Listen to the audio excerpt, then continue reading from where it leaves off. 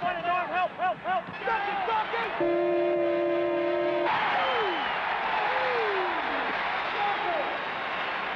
And Reed, be ready to rotate back. Rotate back.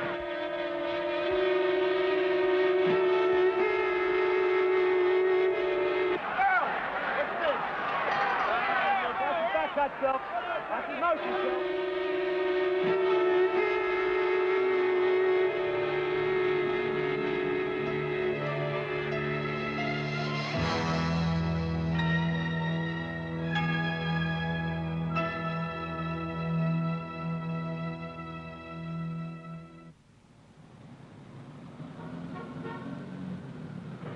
It is now exactly 12 noon. The draft is officially open. I want to welcome all the fans that are going to join in and help make this draft a success. The first pick is the Los Angeles Lakers.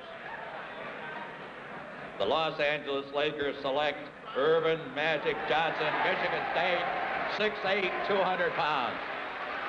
For being #1 drafted, first I was just elated over being that, you know, and I never thought that I would be in an NBA championship. It's like, I mean, it just means so much. You can walk around with your head proud. The whole next year, everywhere you go, the world champion Los Angeles Lakers is coming to town. I mean, it makes you feel good, and it just means so much to me. It's undescribable how much it really means to me, and I would just like to have it, and I'm going to go get it. Magic Johnson will have to go get it from the champion Seattle Supersonics, who eliminated the Lakers in 1978 and 79. Aiming at another confrontation, the Sonics fly by Portland in the opening round 2-1. In Phoenix, the Suns make excellent use of their home court advantage against Kansas City, as Paul Westphal and Walter Davis frustrate the Kings in Game 3.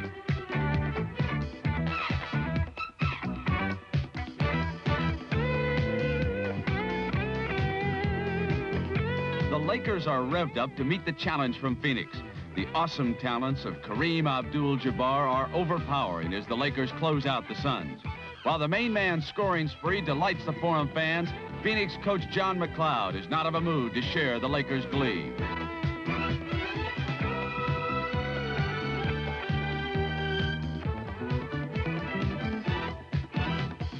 An NBA single-game record crowd of more than 40,000 jams the Kingdome as the Sonics and Don Nelson's Milwaukee Bucks clash in the most hotly contested series of the entire playoffs.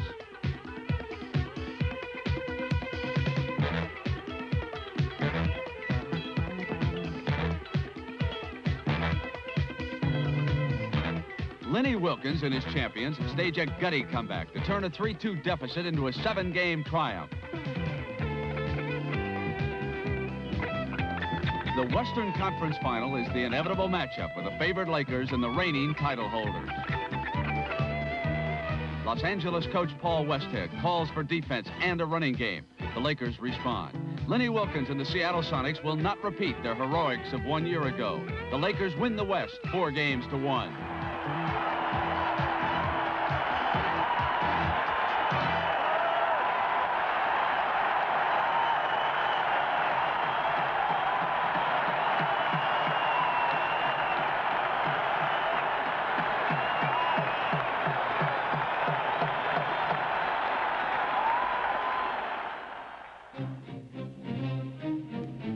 In the East, the good doctor is operating as only he can, and that spells trouble for 76ers opponents.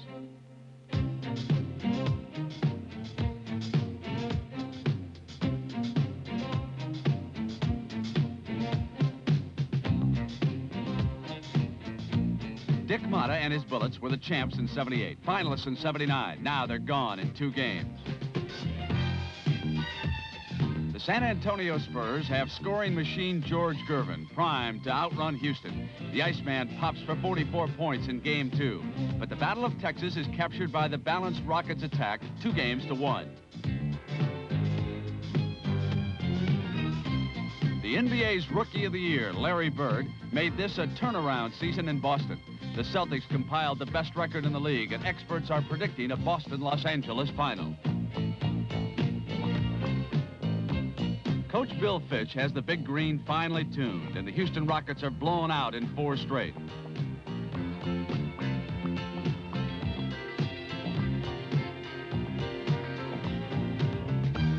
In Philadelphia, the 76ers, removed from the spotlight by the Celtics' resurgence, are quietly yet efficiently advancing to a showdown. The feisty Atlanta Hawks just cannot contain the Sixers' front line, and Philadelphia joins Boston in the Eastern Conference Finals.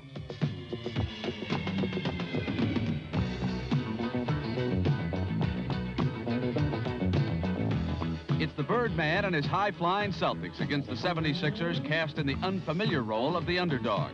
But Coach Billy Cunningham's men have a shock in store for Boston. Playing inspired team basketball, the 76ers pull off the upset of the playoffs in convincing fashion, 4 games to 1.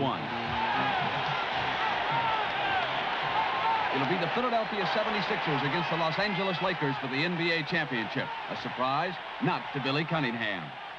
People think we did sneak up and get to the finals, but I felt that this team was the best team, and I could just see this team coming together as a group.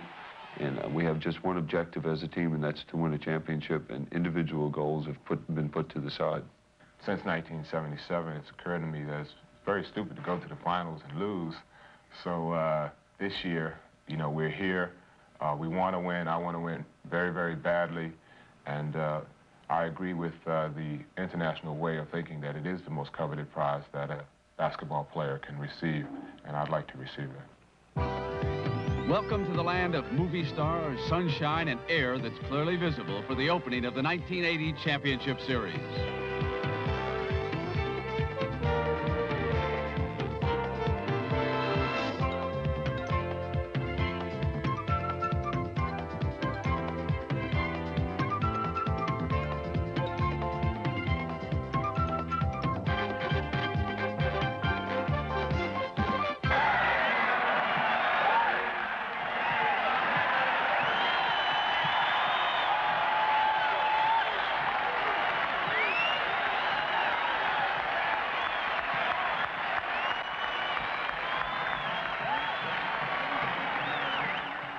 The world's best are prepared to go head-to-head for the sport's most prestigious title, the National Basketball Association Championship.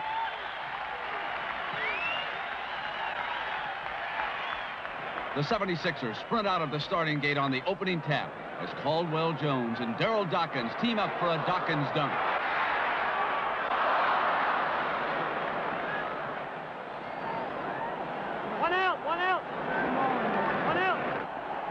Norm Nixon quarterbacks the Lakers, looking for Kareem to spring loose inside.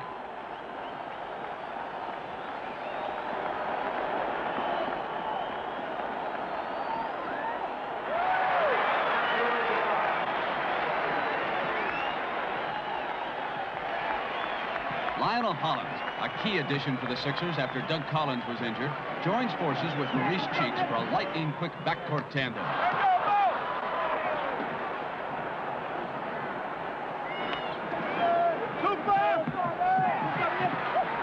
Caldwell Jones heeds Cunningham's advice and jams Michael Cooper as the 76ers cling to a slim lead.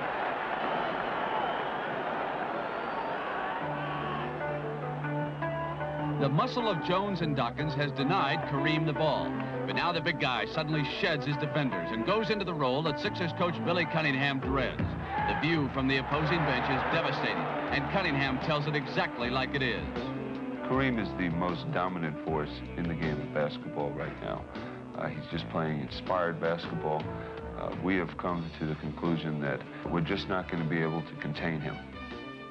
Kareem's teammate on the front line, Jamal Wilkes, has a first-hand look and double-barreled reasoning.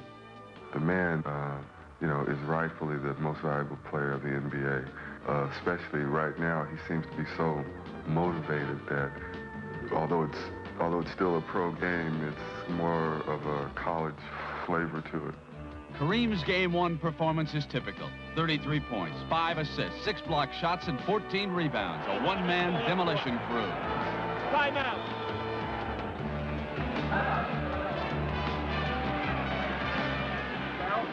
You're going to have this man probably open, or you're going to have this man. Now, Bobby. So if you got to stay out of the lane, Yeah. you're going to be able to Okay, Blair's in the corner. Right now. Now the thing, Bobby. Just hold what's Now, say Darryl, get throw to Henry, and Henry doesn't have a good shot.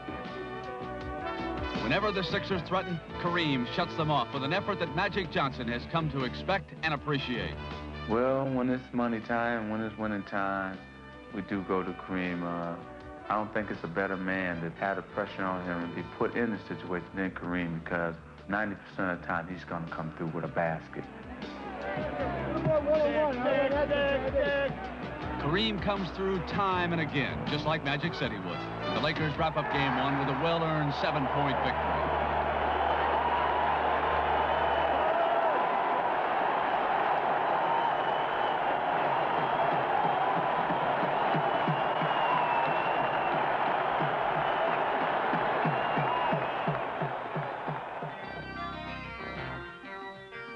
Big Daryl Dawkins was plagued by foul trouble in game one. But game two is a different story. As Lakers coach Paul Westhead has seen Double D in a new light. Dawkins' shooting touch fires the Sixers to a sizable early lead.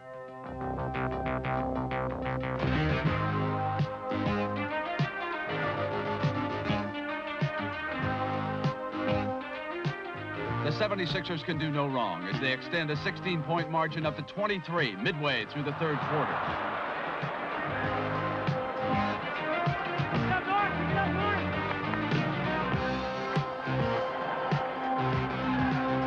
Bobby Jones exemplifies an aggressive defense.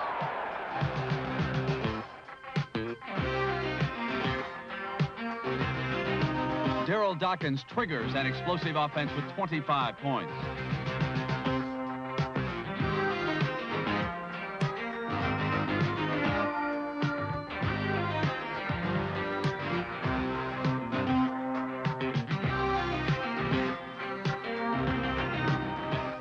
Everything is going Philadelphia's way.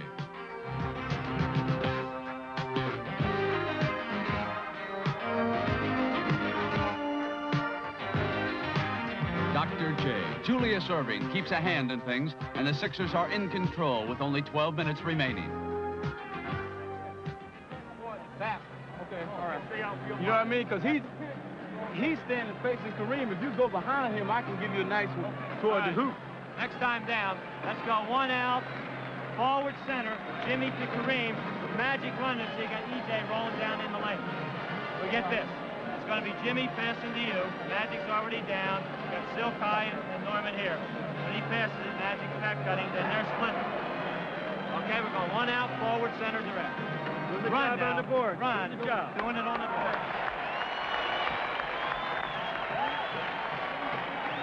The sellout crowd urges the Lakers to get back in the hunt. And what better way to initiate that effort than getting the ball to Kareem?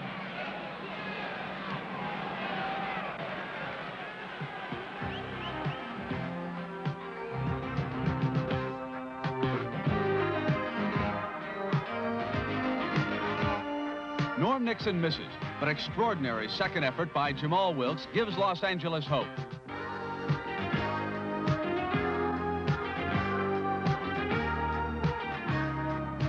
The momentum turns 180 degrees, and the Lakers are pumped up. It's an attempted comeback of gigantic proportion, but Sixers defensive ace Bobby Jones could have almost predicted it. We knew that they were going to make a run at us. I think we underestimated how powerful they were with their fast break and their explosiveness. And we did take it for granted probably in the fourth quarter that we had the game won. And we didn't continue doing things that we had done the whole game. We didn't move the ball offensively. We didn't get back and stop them. And I think it was a combination of those two things that really capsized our ship at the time.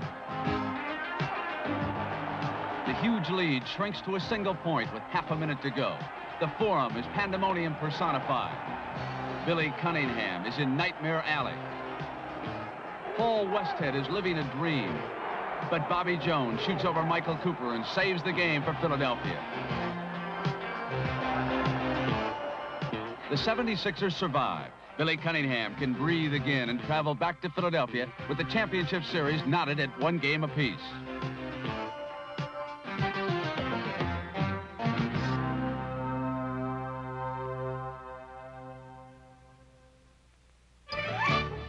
The city of brotherly love, 3,000 miles east of Los Angeles, an historic early American settlement that is revitalized and flourishing anew.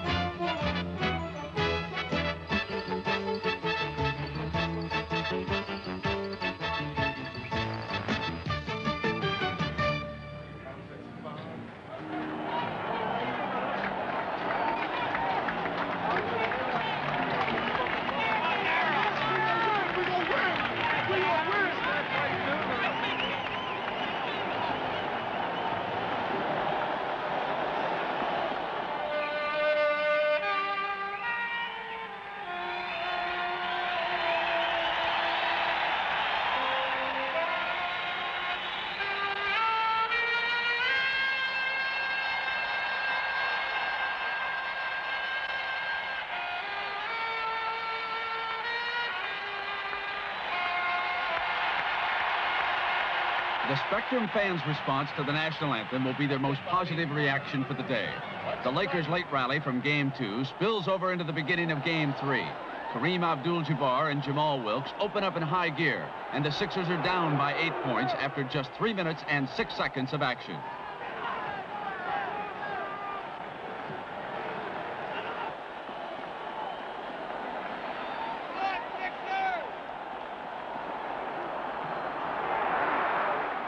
Magic Johnson strips Daryl Dawkins of the ball and sets up Norm Nixon for a wide-open 10-footer.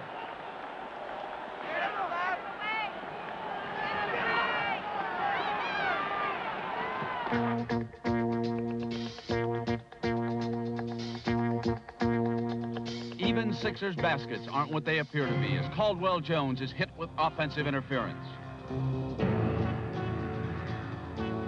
And Laker misses, infrequent though they may be, are converted into points as Jim Chones rebounds and scores.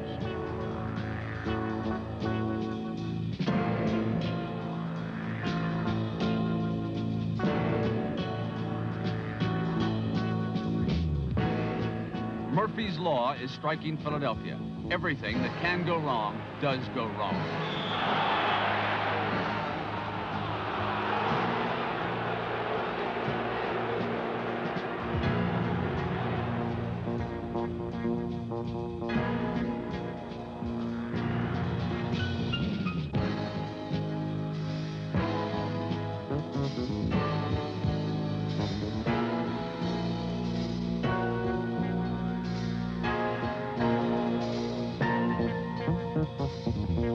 Billy Cunningham can't believe his eyes. The 76ers are never in it.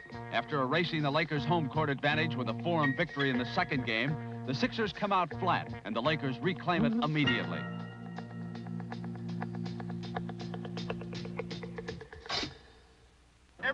The 76ers must win Game 4 in the Spectrum, and Billy Cunningham wastes no words. Well, they just get it out of transition. Everybody's got to get back. Everybody's got to do their job. Everybody's got to want it. We haven't shown it. They've wanted it more than we have up to this point. Now we have to start playing basketball. Now let's go. Come on. Come on, let's dig in now. Come on. Yeah.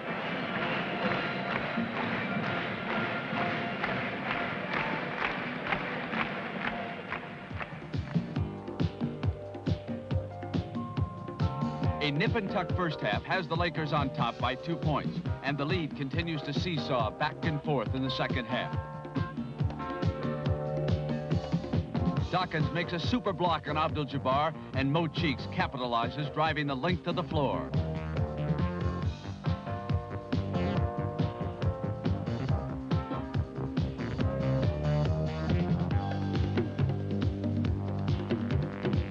Bobby Jones blocks Norm Nixon's shot, but Kareem leaves nothing to chance.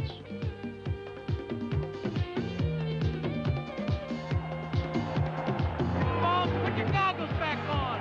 The fourth quarter will decide the issue, and Julius Erving takes matters into his own hands. In my opinion, Julius Erving is the best forward I've ever seen play the game of basketball. Billy Cunningham's praise comes from home, but Paul Westhead also recognizes the doctor is unstoppable. The real problem is that even if you double or triple team him, he has that unusual ability to just jump right over top of people. With Dr. J leaping all over the Spectrum in a single bound, the 76ers maintain a slight edge in the final minutes.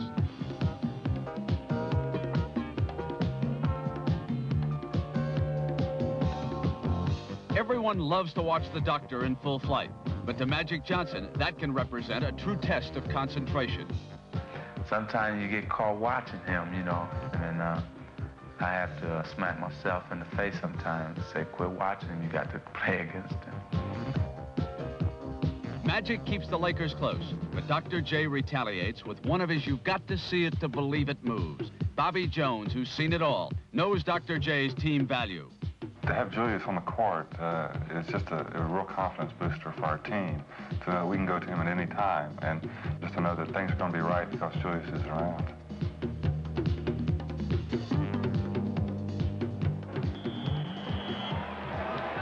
The Lakers have 6 seconds to produce a mini miracle.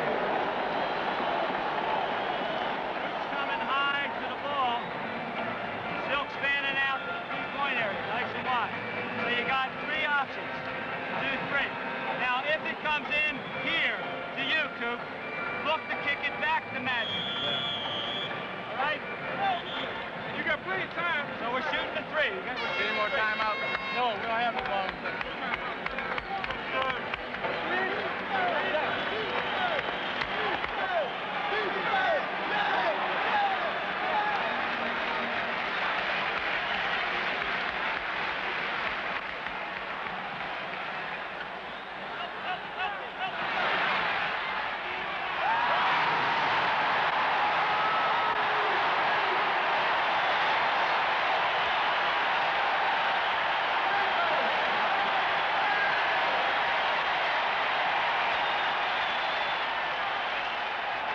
The teams head back to the Forum with the series all tied up. The series is going to be won by a player making that second effort and perhaps getting a tap in, or somebody diving on the floor and getting a loose ball. So despite all of the great talents on both teams, I think it's probably going to be an effort play that's going to win it. The Lakers think they're the best, and the Sixers think they're the best in the NBA. And, you know, we have 3 games left to find out who is the best. And, you know, pride is a major factor in this series. The dictionary refers to pride as delight or satisfaction in one's achievements. To attain the achievement of an NBA title, there will be physical sacrifice that money simply cannot buy.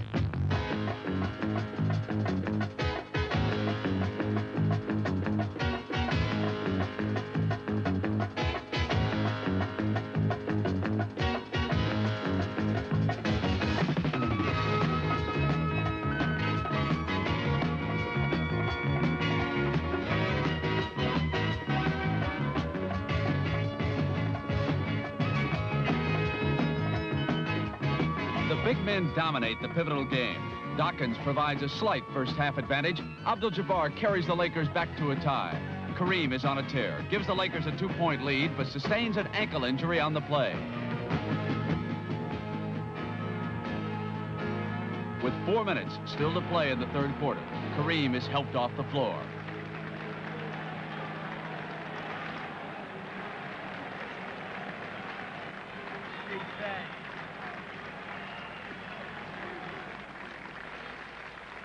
A crushing blow to the Lakers and a golden opportunity for the Sixers. But incredibly, Philadelphia fails to capitalize on Kareem's absence. Magic Johnson takes up the slack, and the Lakers stretch their 2-point margin to 8 by the end of the third quarter.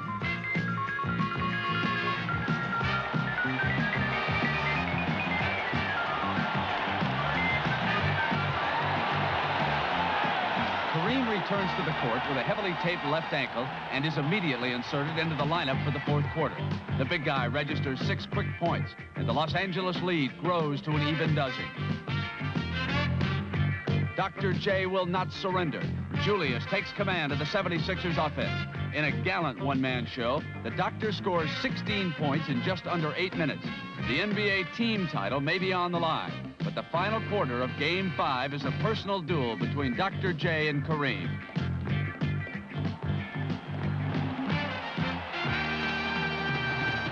Dr. J's heroics bring the Sixers all the way back. The Lakers set up Kareem for the decisive shot.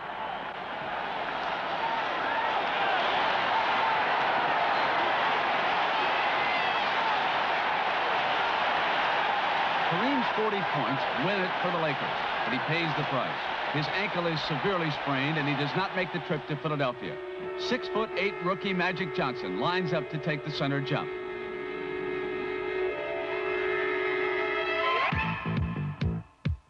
Irvin Johnson's the name, and magic is his game on this mystical night. Johnson rolls up 22 first-half points, and the game is dead even. The second half begins with a shockwave of Los Angeles successes.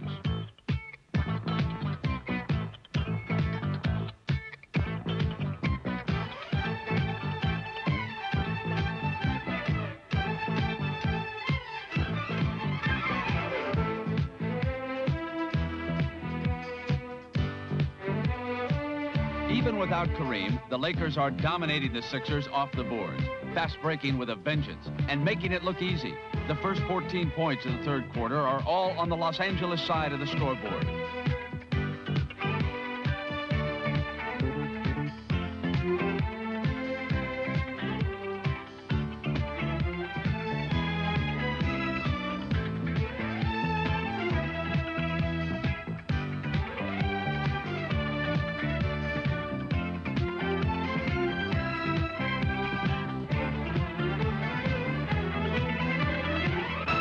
the 76ers finished? Don't dare believe it.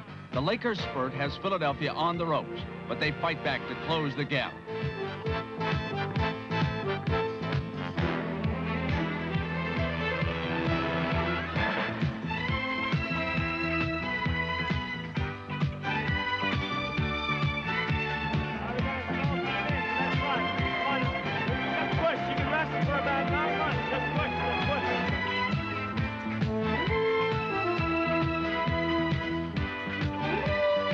Jamal Wilkes, playing his best in the clutch, barrels through on his way to a 37-point night.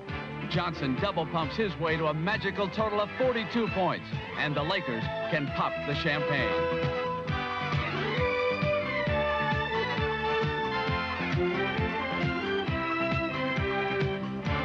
Magic Johnson wins the Most Valuable Player award for the World Championship Series in his rookie season.